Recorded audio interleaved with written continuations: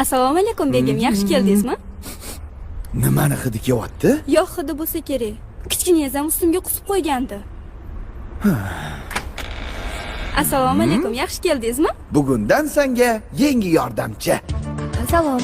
Ismim Zahro, uy xizmatchisiman. Endi uy ishlaringga xizmatkor yordam beradi. Endi ustingdan yog' hidi ham kelmaydi. Keling, kiring. Xo'p.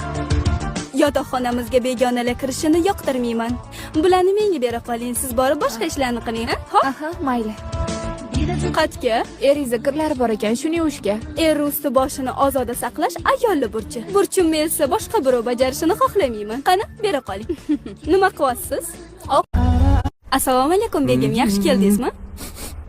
Nimani hidi kelyapti? Yo'q, hidi bo'lsa kerak. Kichkinangiz ham ustimga qusib qo'ygandi. Assalomu alaykum, yaxshi keldingizmi? Bugundan senga yangi yordamchi. Salom. Ismim Zahro, uy xizmatchisiman. Endi uy ishlaringga xizmatkor yordam beradi.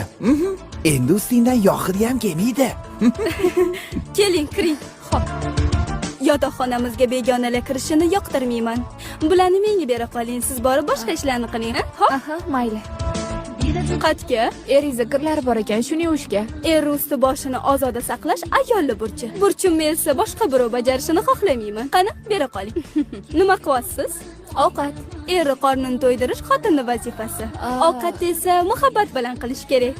Qani, xizmatkor bilan emas. Jonim, siz borib boshqa ishlarni qila qoling. Mayli.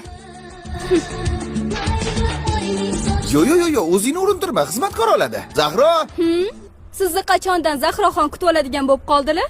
Ha, endi xizmatkor bo'l. Uni ham haydab yubordingmi? Emash ovqat hidim bilan sevirsangiz-chi, ishim ozgina chala, ustimdan yog' hidi kelgani bilan hamma ishimni vijdonan va qalban bajaraman. Auf!